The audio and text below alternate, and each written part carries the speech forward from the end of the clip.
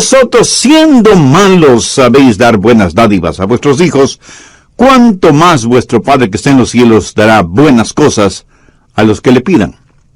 Cuando yo era solo un muchachito, el doctor Roy Ángel era un muy conocido pastor en Miami, en la Florida, y una de las cosas que él hacía en sus predicaciones era contar historias. Usaba en forma excelente ilustraciones en sus mensajes, y alguna vez contó de un joven pastorcito cuidando sus ovejas. Un día ese joven pastor vio en el suelo una flor de increíble belleza. Se arrodilló para mirar más de cerca esa flor y le fascinó tanto que con sumo cuidado la sacó con raíz y todo del suelo, y poniéndose de pie y teniendo la flor en la palma de sus manos, la contempló más de cerca. Cuando así lo hizo, una montaña cercana pareció que se abrió por la misma mitad. Unas enormes puertas se abrieron de par en par en la montaña, y los brillantes rayos del sol iluminaron toda clase de tesoros en esa montaña abierta.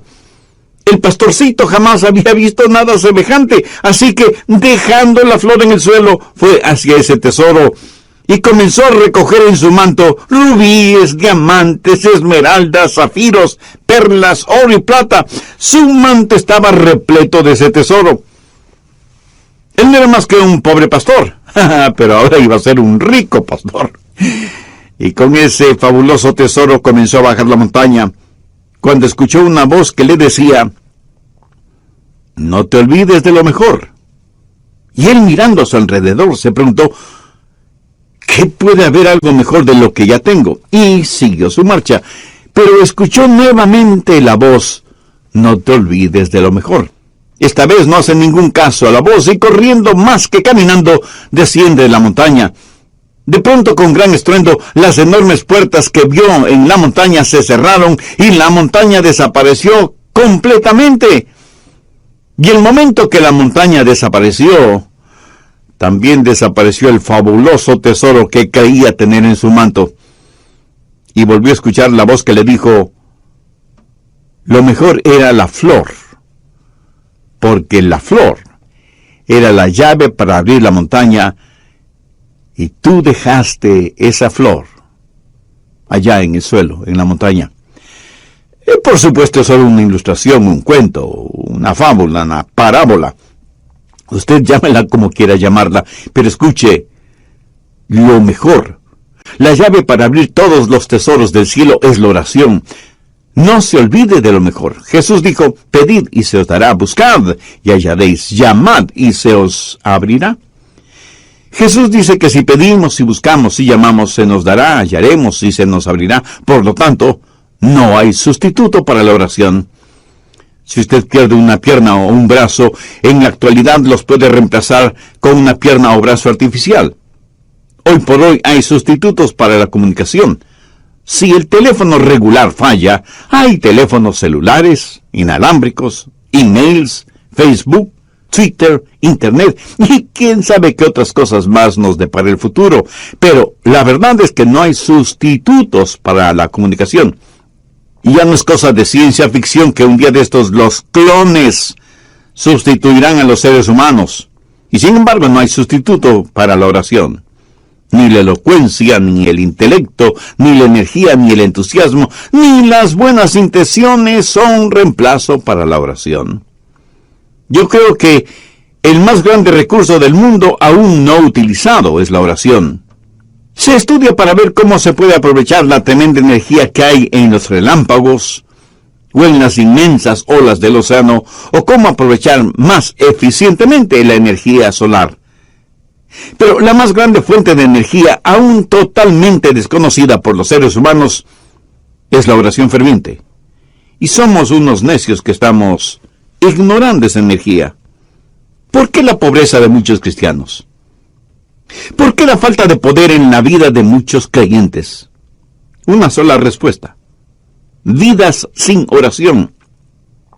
Si algún fracaso tenemos en nuestra vida, es el fracaso en nuestra vida de oración. No tendríamos pecados en nuestras vidas que la oración ferviente no hubiera podido ayudar a evitarlos. No hay ninguna necesidad mayor en nuestra vida que desarrollar una vida de oración. Y alguien seguramente me preguntará, pastor, ¿por qué Dios quiere que oremos? Usted mismo ya nos ha enseñado que el Padre conoce todas nuestras necesidades, aún antes de que nosotros las mencionemos. ¿Por qué pedirle a Dios que haga lo que Él ya ha determinado hacer? Mi amigo, esas son muy buenas preguntas. ¿Por qué? ¿Por qué debemos orar? Escúcheme, cuando oramos, no oramos para informarle a Dios de ciertas cosas. Él las sabe. Tampoco oramos para darle instrucciones a Dios. Cuando oramos, estamos invitando a Dios a conversar con nosotros. ¿Qué quiero decir con esto? Verá, Dios quiere hacer realidad ciertas cosas en nosotros. Y quiere hacer ciertas cosas por medio de nosotros.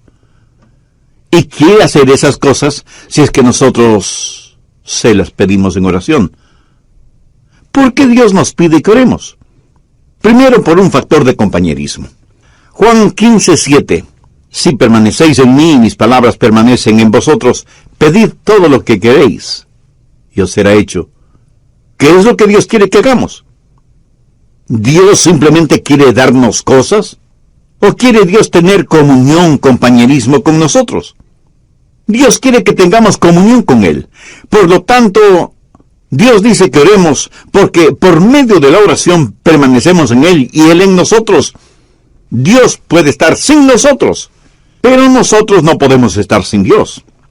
Cuando usted ora y Dios contesta, usted habita en Él y Él en usted. Somos colaboradores de Dios. Pablo en 2 de Corintios 6:1 dice, así pues nosotros como colaboradores suyos. ¿Lo ve? Hay este factor de la comunión, del compañerismo, de la amistad. Segundo, el factor del desarrollo. No hay nada que pueda ayudarle a crecer como cristiano que la oración. Cuando permanece en el Señor Jesucristo y Él permanece en usted, crecerá espiritualmente en la misma proporción que la que ora. ¿Alguna vez se ha preguntado por qué Dios no contesta sus oraciones inmediatamente? Sencillamente porque Él quiere que usted crezca un poquito más cada día. José es un joven que está tratando de tener una cita con Rosita, así que le invita para que salgan juntos. Ella lo mira unos instantes y piensa, no tiene buenos modales, no es gentil, tiene mal aliento, no se viste adecuadamente, tiene las uñas sucias y sus zapatos están viejos y sucios. Así que Rosita le dice a José, no puedo salir contigo, estoy muy ocupada. Y entonces él piensa, ¿por qué no querrás salir conmigo? ¿Qué podrá hacer? Más tarde le pregunta a un buen amigo suyo, Raúl, quise tener una cita con Rosita, pero ella prácticamente me rechazó. ¿Tienes tú una idea de por qué? Y Raúl, como buen amigo, le dice, ¿quieres que sea completamente honesto con mi respuesta? Por supuesto que sí. Y Raúl, después de respirar profundamente, le dice, mira, José, tienes mal aliento. ¿Cómo que yo tengo mal aliento? No puede ser. José, estoy siendo honesto contigo. Y José va y compra un agradable enjuague bucal, usa una pasta dentífrica que refresca el aliento, y después de algunos días vuelve a invitar a Rosita, y Rosita vuelve a decirle que no. Otra vez va a consultar con Raúl, y Raúl le dice, pero mira la manera en que estás vestido. No tienes un espejo. Tu camisa está más que sucia, hueles muy mal, parece que no usas nada contra el mal olor de tus axilas, y mira tus zapatos, más horribles no pueden ser. Después de un par de semanas, José va nuevamente donde Rosita, pero luce diferente. Su ropa está limpia, está bien afeitado y masculinamente peinado. De su cuerpo se desprende un suave olor, como brisa marina. Sus uñas están recortadas y limpias, y sus zapatos parecen de charol. Y le dice, Rosita, ¿quieres salir conmigo? Te invito a tomar unos helados. Y casi no lo pudo creer cuando ella le contestó, José, me dará mucho gusto salir contigo. Y los dos tuvieron una tarde maravillosa. Sí, yo sé que esto es solo una ilustración, pero escúcheme. Algunas veces nos acercamos a Dios y simplemente le decimos, Dios, haz esto. Pero hay algo que Dios quiere que nosotros hagamos primero, y es orar, porque la oración ayuda a desarrollar nuestras vidas. Cuando Dios no nos da algo que le hemos pedido, enseguida preguntamos, ¿por qué Dios no contesta mis oraciones? Y el Espíritu Santo nos dice, porque hay pecado en tu vida, eres egoísta, eres carnal, te interesa más lo temporal y material que lo espiritual y eterno. Mi amigo, marque mis palabras. Hay un factor de desarrollo en nuestras vidas. Cuando oramos, Dios nos hace crecer por medio de la oración. Tercero, el factor de la dependencia en la oración. Dios nos hace crecer espiritualmente por medio de la oración. Jesús dijo en Juan 15:5, porque separados de mí, nada podéis hacer. Si Dios contestara nuestras oraciones automáticamente, no habría ningún crecimiento. Pero si nunca tuviéramos que orar, no habría ninguna dependencia. La oración es la forma en que nos fusionamos con Dios. Y esa es una maravillosa promesa. Pedir, buscad, llamad. Pero no solo una promesa que reclamar, sino un proceso a seguir. ¿Alguna vez ha puesto atención a los verbos en este versículo? Pedir, buscar, llamar. Eso es un proceso que va creciendo en intensidad. Pedir para recibir, buscar para encontrar, llamar para que se nos abra. Así, este versículo es una promesa y un proceso. La promesa de que Dios nos escuchará. Enfoquemos este punto. Usted se acerca a Dios y le pide algo. ¿Sabía que el más grande problema en la oración no es la oración no contestada, sino la oración no verbalizada? Muchos ni siquiera llegamos a pedir.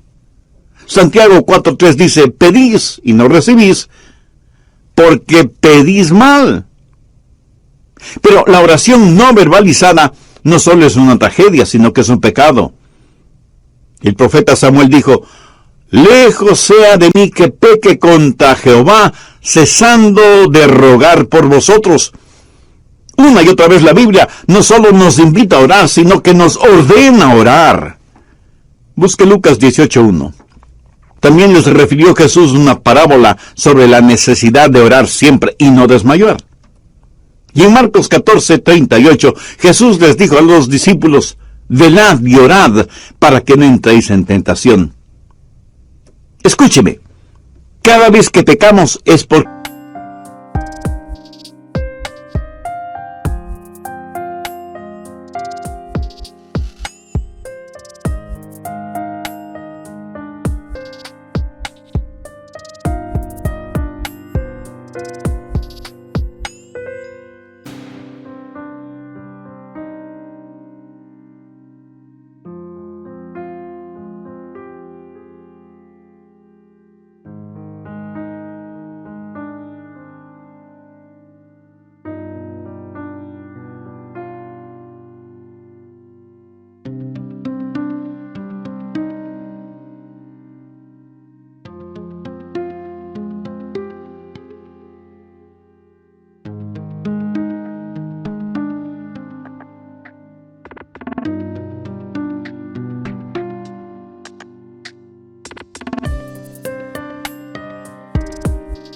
que hemos fracasado en orar como debíamos hacerlo. Y Pablo dice que no debemos estar afanosos por nada, sino que debemos dar gracias por todo. Y que con oración y ruego debemos hacer conocer nuestras peticiones a Dios. La razón por la que estamos tan llenos de preocupaciones y ansiedades es porque no hemos aprendido a orar. Y porque cuando oramos pedimos lo que queremos y no lo que en verdad necesitamos. Una buena manera de probar si lo que pedimos es correcto o incorrecto es preguntándonos, ¿puedo pedirle esto a Dios? Si su propia respuesta es negativa, pues no se atreva a pedírselo a Dios. Y si es incorrecto pedírselo a Dios, entonces es incorrecto el tenerlo o el hacerlo. No divida su vida entre lo secular y lo sagrado. No piense que cuando ora, Dios está interesado en unas cosas y no en otras. Se puede imaginar a Jesús viviendo de esa manera. Cada día es un día santo. Y cuando estamos en la voluntad de Dios, todo lo que pidamos en oración, le puedo asegurar que estará de acuerdo con la voluntad de Dios. Y si usted me pregunta, pastor, ¿y qué de las cositas pequeñas? Porque yo oro solo por las cosas grandes. Mi amigo, ¿qué es pequeño o qué es grande delante de Dios? Debemos orar por todas las cosas. Sí, ore por la salud de su cónyuge o sus hijos, ore por su trabajo o su negocio, pero ore también por el fin de semana o las vacaciones con su familia. Pastor, ¿qué si es que quiero las cosas equivocadas? ¿Debo orar por eso? Por supuesto que sí. Pero ore para que Dios le quite ese deseo que tiene por las cosas equivocadas. Dios no le contestará a menos que usted le pida. Y eso significa que usted expresa un deseo. Pero cuando usted busca, eso es una experiencia descubierta. Verá, muchas veces pedimos las cosas equivocadas. Muchas veces no estamos en posición de pedir nada. Muchas veces las cosas por las que pedimos son totalmente desconocidas para nosotros. Así que la oración verdadera está eslabonada con la búsqueda. Y el propósito, la voluntad de Dios, pudiera ser que necesitamos buscar. Un día una señora me llamó y me dijo, pastor, necesito que venga a mi casa. Tengo necesidad de que ore conmigo por algo muy importante. Así que fui a su casa y ella me dijo, pastor, mi hijo es un borracho. Y a su esposa, mi nuera, le diagnosticaron cáncer. Le he pedido a mi hijo que venga para que usted ore por nosotros. Y ahí estábamos los tres, el hijo, la madre y yo, el pastor. Nos arrodillamos para orar. Ella oró, yo oré, y el hijo, un hombre de tal vez unos 35 años, me dijo, pastor, usted no está orando. Yo pensé que había orado en voz muy baja, y por eso él no me había escuchado. Volví a orar, elevando el tono de mi voz, y sin embargo, él me dijo, pastor, por favor, ore. Eso me incomodó en cierta forma, pero oré un poco más. Cuando abrí los ojos, la mamá ya no estaba con nosotros. Solamente estábamos él y yo. De pronto escuché ruidos en otro cuarto, y fui hasta allá, y encontré a la mamá de él totalmente extendida en el suelo con los brazos en cruz, orando intensamente, y escuché su oración. Era como si ella en su oración estuviera abriendo las puertas del cielo, llegando hasta el trono de Dios, y ahí depositar la angustia de su corazón. Le escuché hacerle acuerdo a Dios de sus promesas, derramando su alma en favor de su hijo. Y me di cuenta de algo. Ese hombre durante su niñez y su juventud seguramente vio muchas veces orar a su madre de esa manera, orando intensamente, y por eso me dijo, pastor, usted no está orando. Ese día aprendí una importante lección acerca de la oración, lo que significa acercarse al trono de Dios en oración. Y eso, mi amigo, no solo es una oración que pide, sino una oración que busca. Pero no solo debemos pedir y buscar, sino que como Jesús lo dijo, debemos llamar. Y con esa acción estamos expresando una determinación. El llamar significa que no nos detendremos hasta que obtengamos aquello que le pedimos a Dios, o hasta cuando Dios nos diga no. Veamos Lucas 11 por un momento, desde el verso 5. Les dijo también, ¿quién de vosotros que tenga un amigo va a él a medianoche y le dice, amigo, préstame 3 panes, porque un amigo mío ha venido a mí de viaje, y no tengo que ponerle delante? Y aquel respondiendo desde adentro le dice, no me molestes, La puerta ya está cerrada, y mis niños están conmigo en cama. No puedo levantarme y dártelos. Os digo que aunque no se levante a dárselos por ser su amigo, sin embargo por su importunidad se levantará y le dará todo lo que necesite. Esa es la parábola. Ahora mire los versos 9 y 10.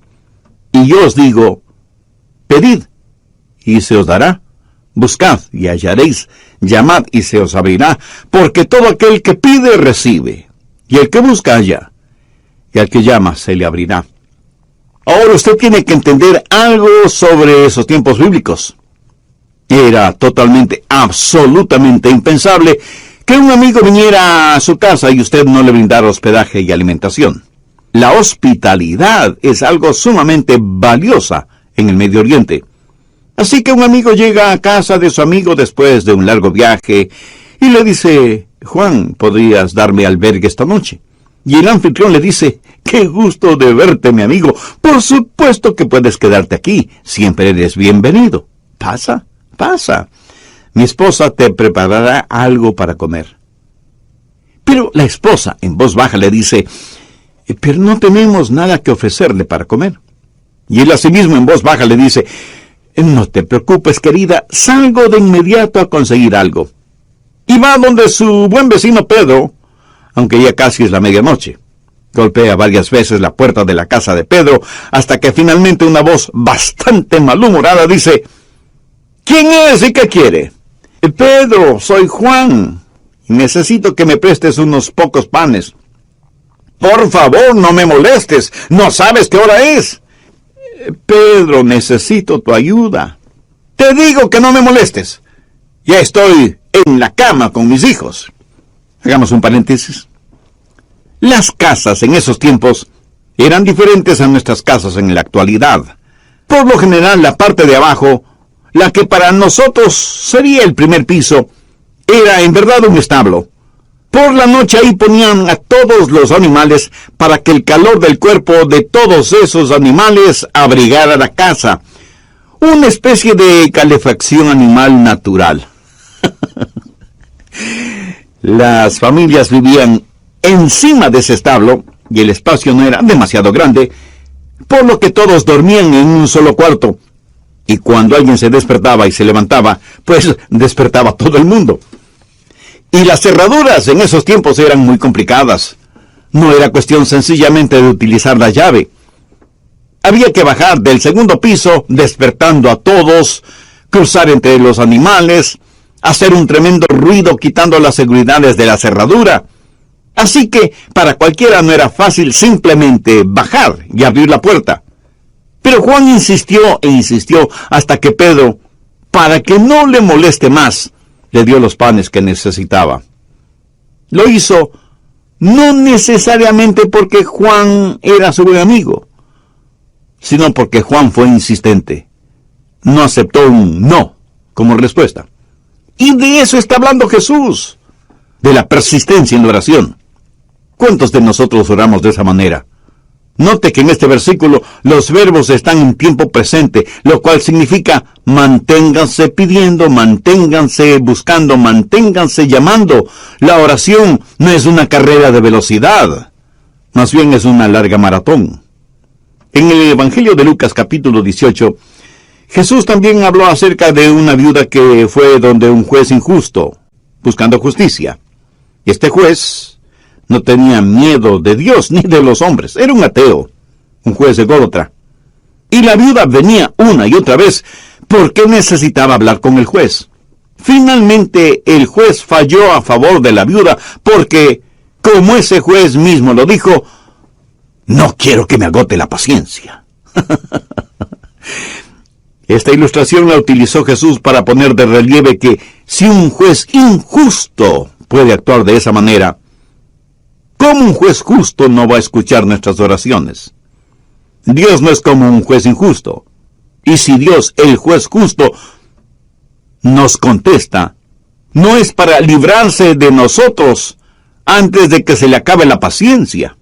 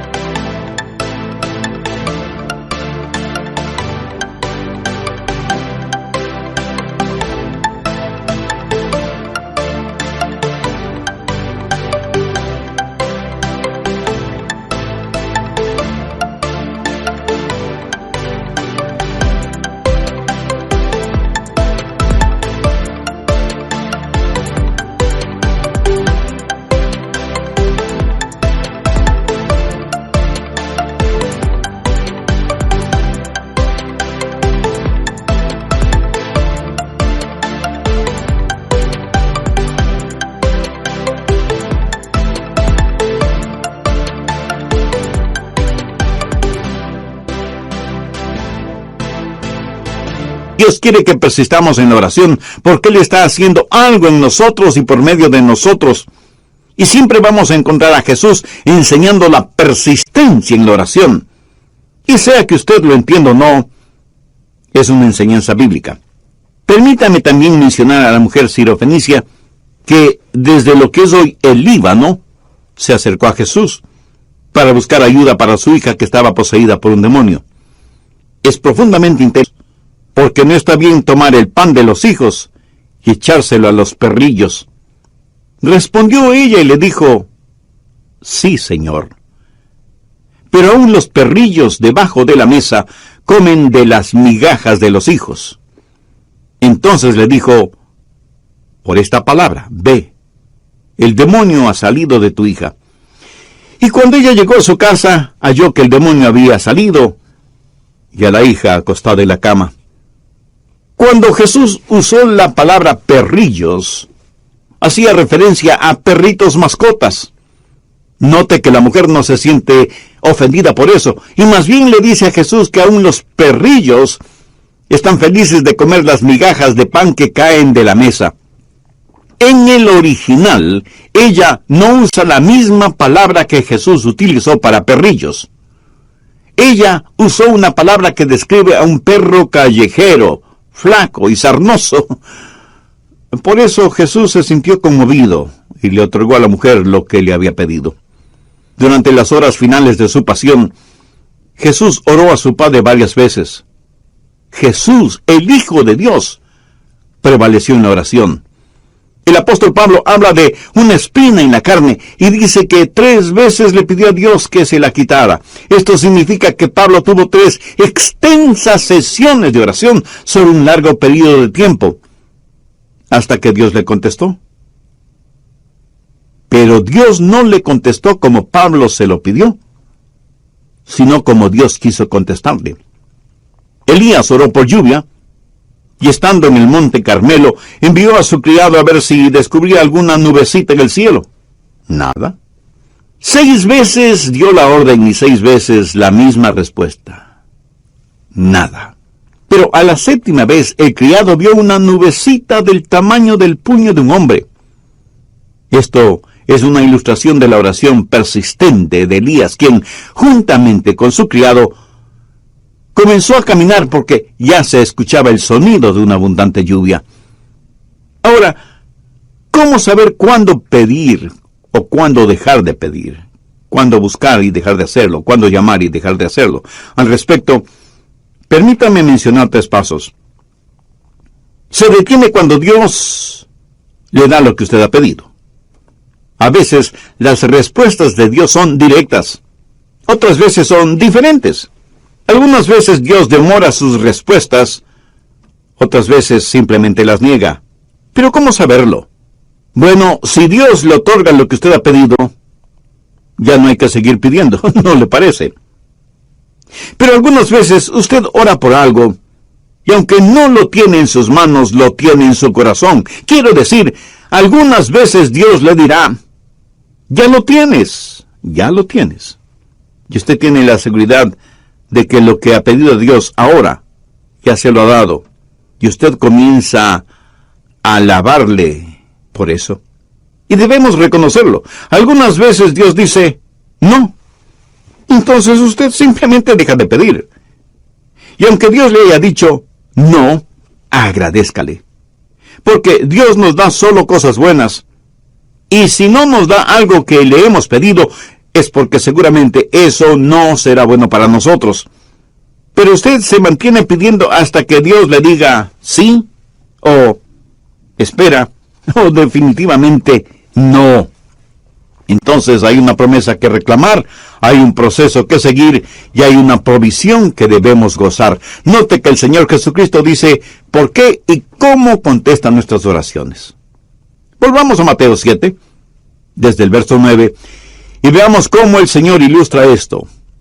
Jesús hace la pregunta: ¿qué hombre hay de vosotros que si su hijo le pide pan, le dará una piedra?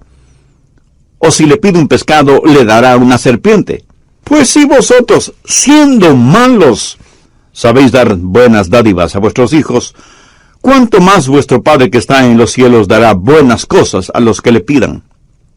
Ahora, ¿cómo sé que Dios va a contestar la oración? Pues note lo que Jesús está diciendo. Es algo razonable y que va de acuerdo a nuestra naturaleza humana. Tome un hombre que no ha sido salvado, un hombre que no conoce a Dios. Si sus hijos le piden comida, no les dará comida. Jesús dice que si nosotros, siendo malos, sabemos dar cosas buenas a nuestros hijos, ¿cuánto más nuestro Padre Celestial no nos dará cosas buenas si es que le pedimos? ¿Por qué sus oraciones serán contestadas? Pues porque Dios es bueno. Sabe eso con certeza en su corazón, en su mente. Dios es bueno. Dios se deleita en contestar sus oraciones. Dios quiere contestar sus oraciones porque nuestro Dios es un buen Dios. Pero Dios no solamente que es bueno, sino que además es sabio. Si usted le pide pan, tenga la seguridad de que no le dará una piedra. Él nunca nos dará algo que sea malo. En la Palestina abundan miles y miles de pequeñas rocas que por su color y su textura parecen pequeños panes. Si usted le pide a Dios pan, Él le dará pan, no una roca que parezca pan. Ahora escúcheme, si usted le pide una roca, Él no le dará una roca. Él no le dará ninguna cosa mala, aunque usted se lo pida. ¿Por qué? Porque Dios es bueno, sabio y capaz. Yo tuve un padre terrenal a quien amé mucho. Cuando cumplió sus 86 años, pensaba que tenía solo 40. Ah, mi querido padre. Él tenía sus limitaciones, como todos los seres humanos las tenemos. En cambio, mi Padre Celestial no tiene limitaciones. En Él tengo la simpatía de un padre y la soberanía de un rey. Él es un padre que me escucha y un rey que me contesta. ¿Por qué Dios contesta, escucha mis oraciones? Porque Él es un Dios bueno, sabio y soberano. ¡Qué poderoso Dios al que servimos! Nosotros somos unos necios y es que no aprendemos a orar. Jesús dijo que si pedimos se nos dará, si buscamos lo encontraremos, y si llamamos nos será abierto. La cosa más sabia que podemos hacer es aprender a orar. Es Dios su Padre Celestial. Aquí Jesús no está hablando a la gente perdida, está hablando a los salvados. Si el Señor Jesucristo aún no es su Salvador, significa que usted necesita ser salvo, y puede serlo ahora mismo, si ese es el deseo de su alma. Le invito a repetir conmigo una sencilla oración. Dígala con sus propias palabras, pero dígalas con profunda fe, con sinceridad y con convicción. Dios eterno y Padre Celestial, tú sabes que la oración no es uno de mis puntos fuertes, de hecho, es uno de los puntos más débiles de mi vida espiritual. Pero hoy me acerco a ti para pedir tu gracia y misericordia, no solo para que me perdones, sino también para que me ayudes a desarrollar mi vida de oración. Señor Jesús, tú siendo el unigénito Hijo de Dios, entregaste tu propia vida en la cruz del Calvario para pagar la culpa de mis pecados, para perdonarme, para limpiarme, para salvarme y sanarme espiritualmente. Este momento con fe incipiente